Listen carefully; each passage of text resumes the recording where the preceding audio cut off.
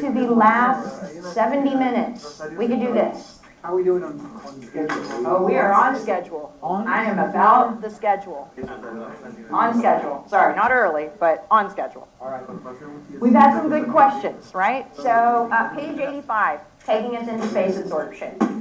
Now, tonight we will not end early. Tomorrow night, probably yes. Even though tomorrow will look like more information on an agenda, it's actually, we're getting through 6 chapters tonight. We really only have 3 left. So we will probably end a little bit earlier tomorrow night.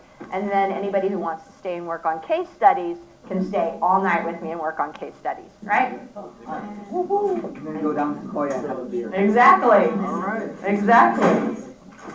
So space absorption starts on page 85. Let's start talking about it. Your space absorption window is found within your input. So let me make sure I've got my Humperdinck Plaza open. I happen to be looking at reports. I want to be focused on the inputs now. So I am hitting my F4 key, getting back into the inputs, and I'm hiding the navigator from my view. So the space absorption window is located right next door to the rent roll. Space absorption subtab. And the space absorption subtab is useful if you have a large swath of vacant space that you want to rapidly subdivide and break up into smaller areas and apply a generic set of market assumptions. What the space absorption screen is not useful for is if you know the specifics of your vacant space. Because vacant space can be entered here in space absorption, or it can be entered in the rent roll. It all gets down to personal preference, where that ends up. But like I said, the most useful piece of space absorption is that it lets you take this large area and break it down and very quickly apply leasing assumptions to it. Now, if you know the specifics, it probably makes more sense to put that within the rent roll. But what we're going to do with our vacant space is enter it in the space absorption screen. Now, how do I know that I have vacant space? At the bottom of my screen, very, very bottom, I see the building area measure that I entered. I also see what I've already accounted for, 42,000 square feet. And I have 18,000 square feet remaining. So instead of putting that anywhere else or applying any other leasing assumptions to it, I'm going to add that here to the space absorption window. Space absorption is split in half. We are making all of our changes to the top half of the screen.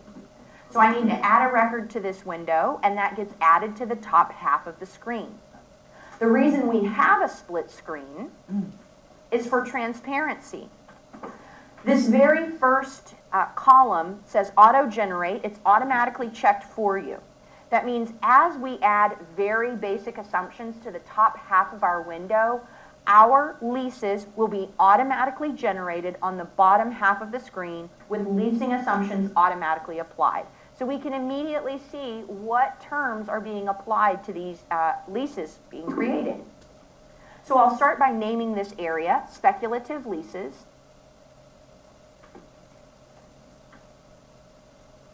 And remember that tenure was a column we hid from our view in the rent roll. That has to do with UK, so we're moving past that. These will be office lease types that we're creating. And the next thing I see is what market leasing profile do I want to apply? We are going to use the office profile assumptions for these office leases that we're creating. And when we use this office profile, it is pulling new market assumptions only to apply to these leases that we're setting up. So now I need to enter my area to lease. That is going to be the 18,000 square feet. And the next thing I'll enter is the average lease area. I can see on page 85 that I'm going to keep this nice and tidy with an average lease area of 6,000 square feet.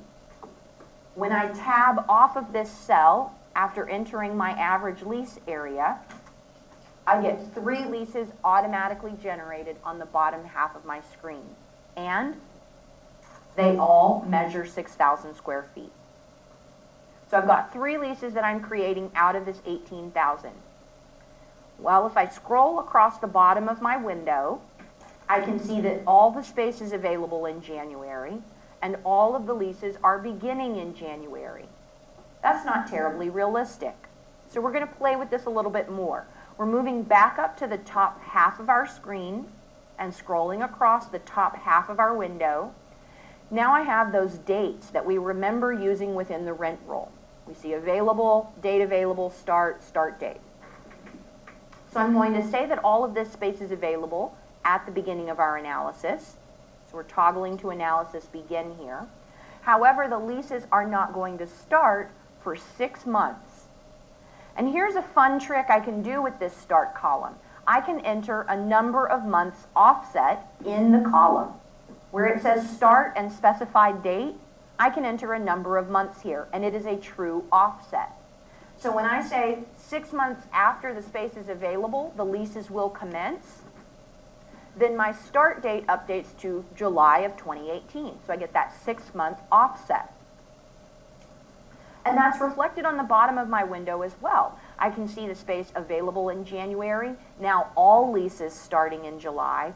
But still, I mean, it would be nice to think that as soon as the space is available, it immediately gets leased up, but that's probably not going to happen. So I want to build in a little realism here. Moving back up to the top half of my screen, I have 2 columns left for input: absorption months and months between leases.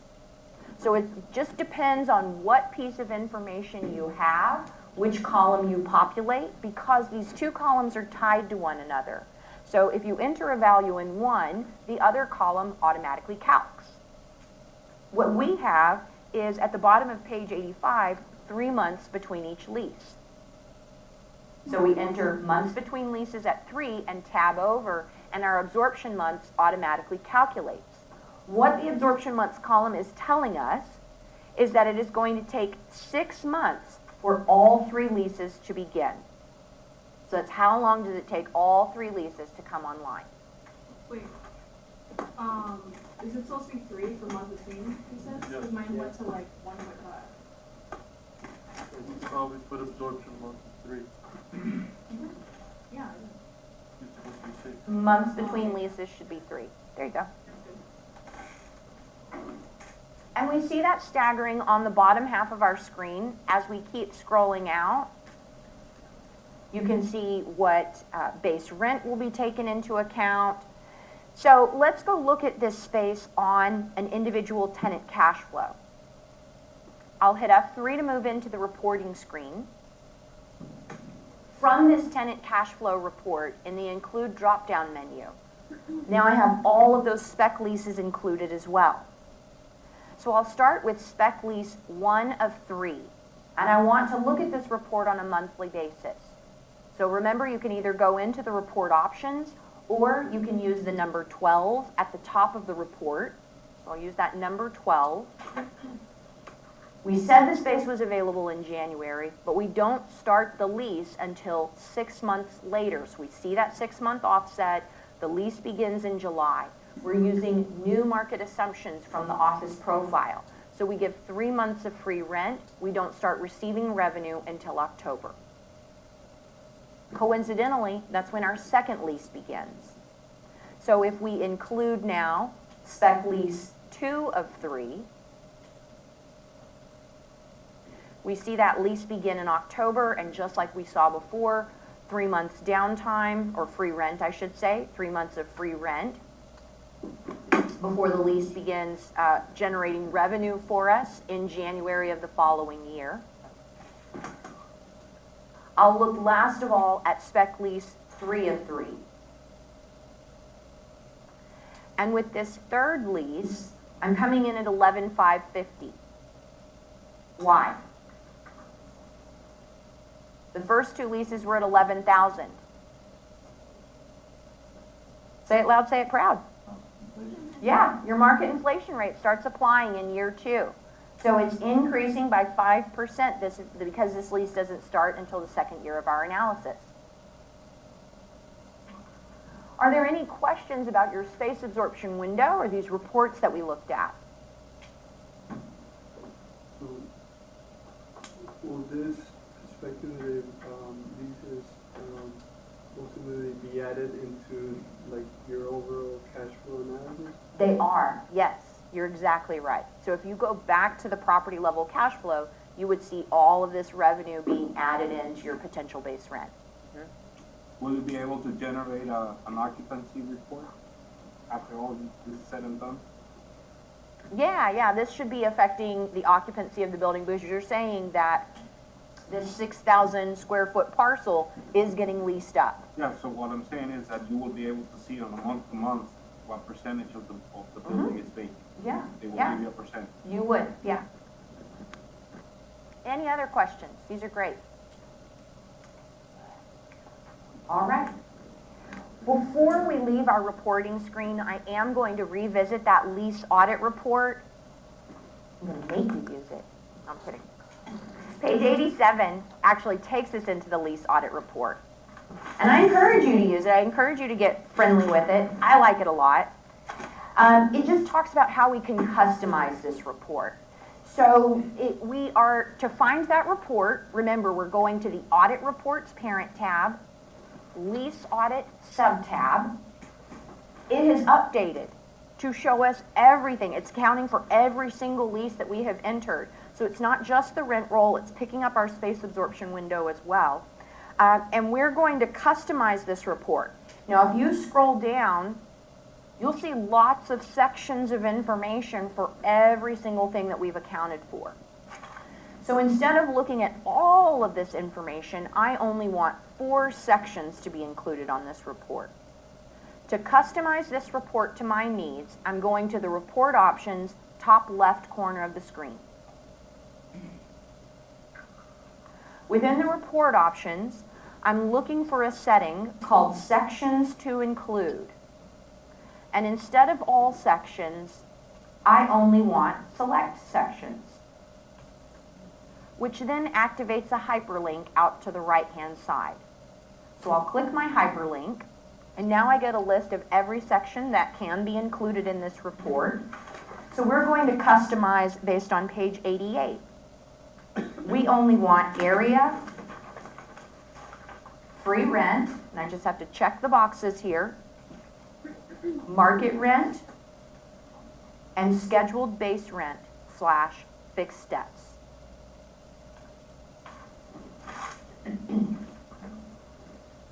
Once you have those particular sections identified, you can hit OK, and OK once more on the report options, and your report updates to include only those specific pieces of information. So you've got your customized report on page 89. That's pretty straightforward. Different ways that you can customize your reports. So those report options, if you are interested in, making these reports look any specific way, the report options are specific to every report within your program. So that's where you go to set up those report settings. On page 90, we're going to talk about another way to increase your tenant's rent, and that is with CPI increases. So I'll hit F4, get back into the input screen, and we have to start with CPI in our inflation table. So I need to go back to the Market Parent tab, Inflation sub-tab, and we need to plug in a rate. We're going to use a CPI inflation rate of 4%. So what is this even applying to? Your CPI inflation rate is a way of applying increases to your tenant's rent. But when I plug in 4% in this table, that does not mean that now all of my tenants' base rent are automatically increasing at 4% every year. If I want CPI escalation to apply to any of my tenants, I have to go into the rent roll and tell the program who it's applying to and at what time. So I really have to identify when CPI starts occurring and how it gets calculated. CPI is not a straight percentage increase, it is a compounding calculation. So it doubles on top of itself every year that it applies. So we've set up the rate to use. We now need to go into the rent roll and say who is going to have CPI increases. So to do that, I'm going back to the Tenants Parent tab, we're looking for the rent roll sub-tab, and we are going to apply CPI increases to Miracle Max. So I'll find Miracle Max in my rent roll, and CPI increases has its own band. So you can either scroll there or use your quick click to get there. So CPI increases defaults to none, but when I hit this drop-down menu, I now have a list of options for when I want CPI to start applying. This drop-down menu is defined for you at the top of page 90, so it takes you through each of your options when your CPI starts applying. And I think what we see most commonly is each lease anniversary, and that's what will apply in this example. Ooh, there we go. Each lease anniversary. Now when I select that and tab over, that activates the very next column. What inflation rate or index do I want to use? So I'm going to use the CPI inflation rate, that's the default setting, and we're going to go see how this looks on a report now. So this is a form of an increase that we're applying. But before we go look at the increase on a report, I'll point out page 91 takes you back into the modeling policies. So I'll visit that now. Within the modeling policies, home ribbon, on the tenant tab, you have some CPI settings, and I'm going to point out specifically the one that is already in place for you. Reset CPI on changes to base rent. So what this means is if I change the value of my base rent, not apply a step on top, but change the amount of rent received, that base rent value, then my CPI calculation is going to reset back to 0. So keep that in mind when we go look at our report. I'm going to leave that setting in place. I'll close the modeling policies, and we'll go look at our report on page 92. I'll hit F3 within my reporting screen. And we are going to our tenant reports parent tab, tenant cash flow sub-tab. We're going to report for Miracle Max, and we're going to view on an annual basis. I'll hit that number 1 at the top of the report. Underneath rental revenue, I have a separate line for CPI increases. It starts at 0 in year 1. No inflation applies in year 1 of the analysis. But starting in year 2, we see it occurring. And then in year 3, it's doubling on top of itself, and continuing into year 4, it starts compounding all the way until year 6. Now, I'll point out that the bottom of page 92 gives you your CPI calculation. So you can actually see it takes the CPI increase from the prior year, adds that to the CPI increase from the prior year and the base rent from the prior year, and then multiplies times the CPI rate. So it is stacking on top of itself every year. So what happens in 2023? Why does this drop off so significantly? We go from over 20,000 down to 3,000. In 2023, Miracle Max has a one-time 5% increase to their base rent. We changed the base rent itself. So your CPI calculation is occurring in months 1 and 2, January and February. But when that increase occurs in March, the calculation resets back to 0. So we would not see CPI occur again unless we extended our analysis and continued looking at this tenant's lease term. We would see that start calculating again, okay? So any questions about CPI increases? All right, let's keep cruising then. Page 93 is pretty straightforward. It says everything we've talked about this evening as far as rental increases goes, we've done all of that within our rent roll. It can all apply in the market leasing profile. So it just transfers right over. Take everything we talked about in the rent roll, that can apply to a market leasing profile as well. I'll hit F4 to get back into my inputs. So we talked about CPI increases and percentage rent and fixed steps and changing the base rent, all of these different ways to get more than just that base value.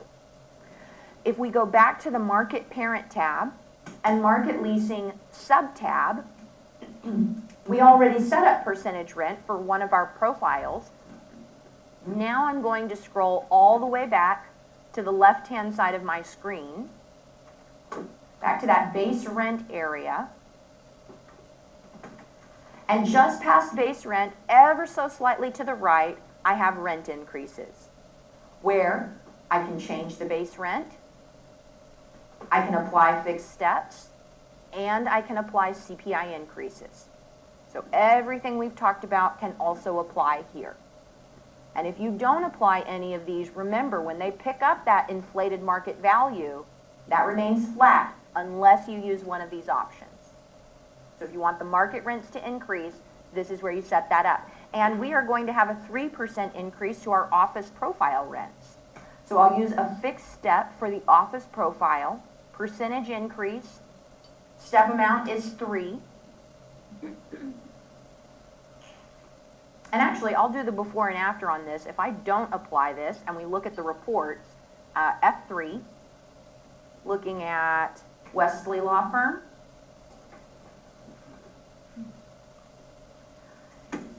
Now, there's some downtime occurring in year 4. When I see a full 12 months in year 5, well, I'm getting the same value into year 6, no increase. I go back and apply that increase. And hit F3. And now I can very clearly see that 3% increase.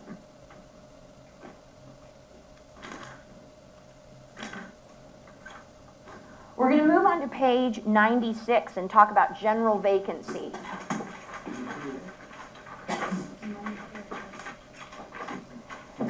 We apply general vacancy to enter a stabilized vacancy rate for the property.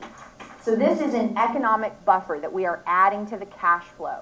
It is not affecting the physical occupancy of our building. And I think in support at least, that's one of the most common questions about general vacancy. I don't want it to affect my physical occupancy. Good news, it won't. So your general vacancy is an economic vacancy you are adding to your cash flow to create a more conservative NOI. And to set that up within your program, we're hitting F4 to get back into the inputs. General vacancy is found through the Market Parent tab and General Vacancy sub-tab. Within Argus Enterprise, your general vacancy calculation is monthly. And that calculation frequency is set up through the modeling policies. So if for any reason, I'll go up to the modeling policies now and point out on this general tab, vacancy and credit loss calc frequency is monthly.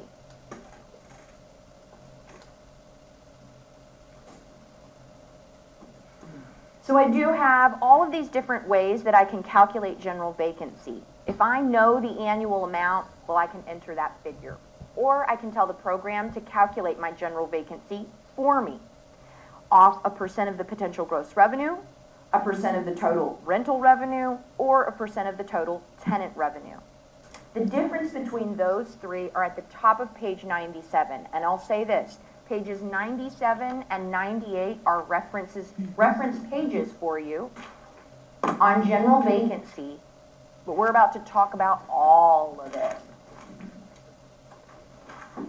So we, in this example, are going to calculate our general vacancy as a % of the potential gross revenue. And we're going to use a rate, a vacancy rate of 5%. Now you've got a total of 3 check boxes that follow. 2 of them are checked for you by default. We're going to talk about all of them, starting with the first 2, which are directly impacting the formula that we're using for general vacancy.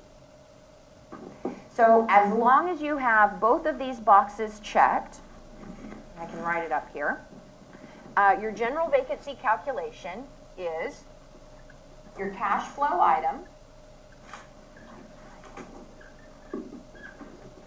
plus absorption and turnover vacancy times your rate and then minus absorption and turnover. And that gives you your vacancy allowance.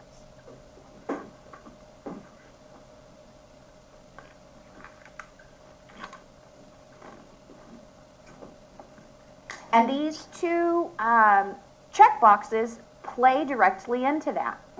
So the first one, gross up revenue by absorption and turnover. With our formula that takes our cash flow item, which in this case is the potential gross revenue, and when we say gross up revenue by absorption and turnover, we add the absorption and turnover into our cash flow item.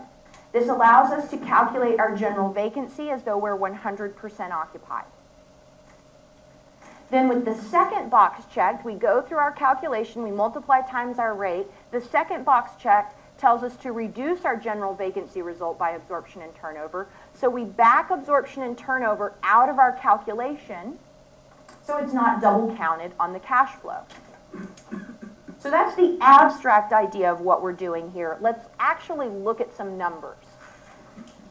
I have a sample cash flow with absorption and turnover called out, potential gross revenue, and a resulting vacancy allowance.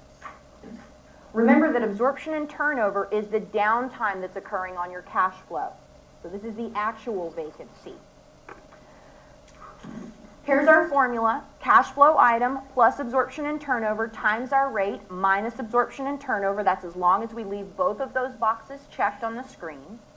And so if we plug all of this in, we take our cash flow item, $57,398. We add in our absorption and turnover as a positive, and this allows us to calculate our loss allowance as though we're 100% occupied. In this first piece, we multiply times our rate of 5% to get an initial allowance of $3,016. This number still contains our absorption and turnover. So if we stop here, if we maybe uncheck that last box to reduce our general vacancy result by absorption and turnover, we could have this $3,016 as the vacancy allowance on the cash flow, but then you are double counting your vacancy allowance, or your absorption and turnover, I should say, as part of the vacancy allowance. Everybody with me on that? Great. So because we have that second piece checked, we deduct your initial result by absorption and turnover. 3,016 minus 2,917 gets us $99. This is a negative on the cash flow to create that more conservative NOI. So the other thing to note about having that second box checked to reduce your general vacancy result by absorption and turnover, if your absorption and turnover vacancy is greater than the initial allowance, in that month, you would not have a resulting general vacancy allowance. So essentially, if we get through this calculation and this number, the absorption and turnover, is greater than the initial allowance that we calculate, it's going to zero itself out. It would not be a double negative turn into a positive on the cash flow or anything like that. It would just zero itself out. Essentially, you're saying my actual downtime, my actual vacancy within the property exceeded that economic buffer I was going to create. So I don't need more on top of that. All right. Everybody feel okay about general vacancy? Yep. Good deal. Then the last checkbox on this screen is to override specified tenants. So if you ever need to exclude any tenants from your calculation or use a different rate, maybe you've got low credit tenants or super credit tenants. In this case, we are going to override specified tenants. When you check the box, it activates the bottom half of your screen. Now you get three options. You can adjust your standard rate, increment, or replace. And we are going to use a replacement rate.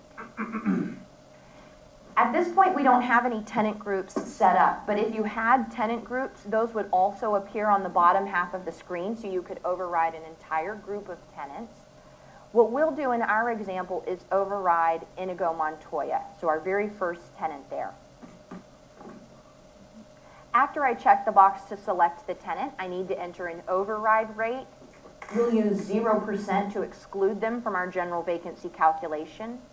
And then I need to say what happens after the original lease expires.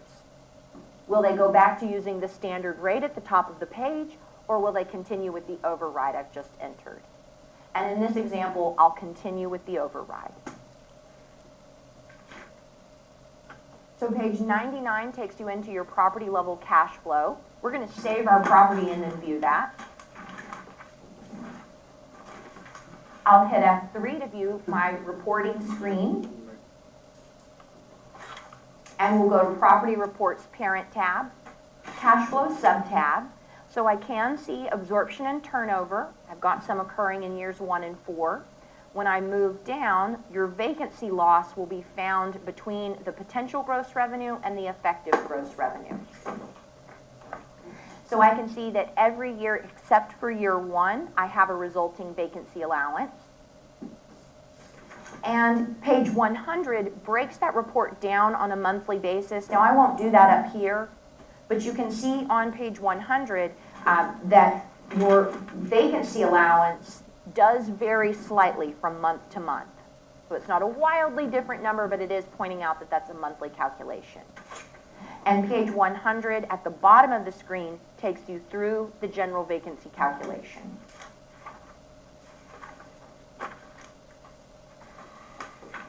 We're going to talk about one more thing and then do a case study, and then we're free, right? So the last thing we are going to talk about is report packages. And we don't even have to be within our property in order to talk about report packages. So we have just saved Humperdinck, and I am going to open the Navigator and close the Named tab for Humperdinck Plaza. Report packages on page 101 is a macro that allows you to bundle a set of reports together, and at the click of one button, you can see only the reports that you are interested in viewing. So instead of having to go through the parent tabs and sub-tabs and find what you're looking for, you create a report package that has exactly what you need to see, and then you can either print or export just those reports. To create a report package, we have to go back out to the File Viewing tab. And we're going all the way down the navigation pane to the Control panel. Within the Control panel, you are looking for your icon for report packages. So this pulls up a new window, and we are going to add a report package to our screen. And I'm going to call this my FIU training package. You can enter an optional description if you need to give yourself an idea. Maybe you've got lots of report packages and you need to know what's in each one. You can enter a description. And I mentioned the shared license a couple of times today. If you do have that shared license, you can share out report packages with other users. Not going to apply to us. So we're going to move down to the bottom half of our screen. All of your available reports are in the bottom left-hand column, and anything included in this report package is in the bottom right-hand column. Your property level reports are available here, and they are organized by parent tab and sub-tab, but alphabetically. So we're going to start by adding in a cash flow, and that's found in the Property Reports Parent tab. So I'll open that first folder, locate the cash flow, and you have to use the tiny little plus sign in the middle of the screen to add that over.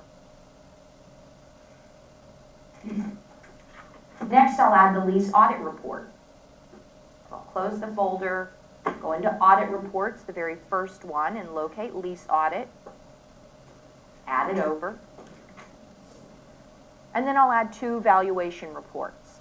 So going down to the very last folder, I'll include Present Value Report and Valuation and Return Summary. And once I have all 4 reports included, I'll hit OK. So my report package has been created. It's ready for use. To use it, I need to go back to the Home Viewing tab where I see my open assets. And I'm going to run this report package just on Humperdinck Plaza. So I'll select only that property from my property list. To run the report package, I'm going up to the home ribbon and looking for the report packages icon.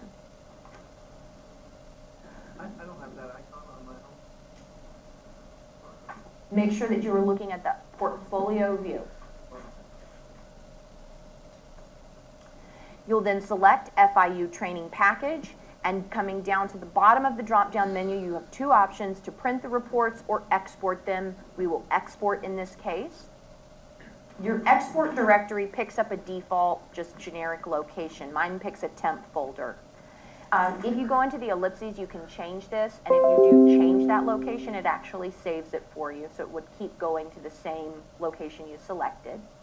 I'm just going to let the temp folder take the report package. I don't need to revisit this set of reports.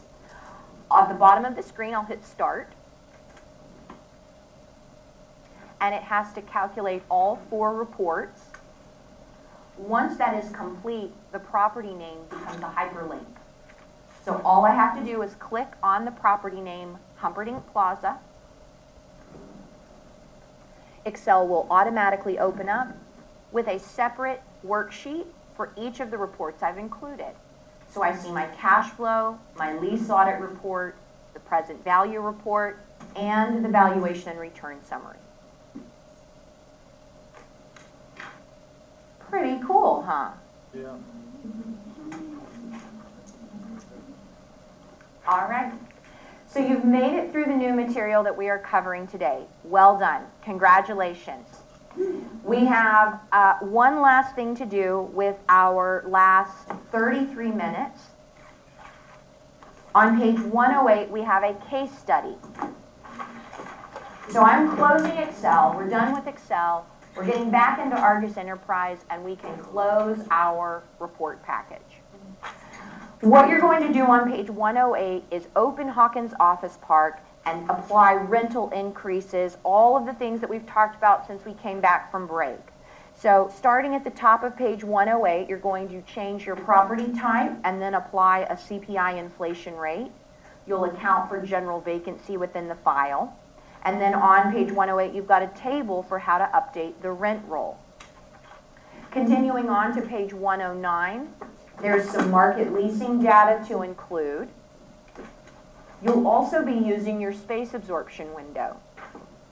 When you get all of this into the program, you have a cash flow that starts on page 110 and continues on to page 111.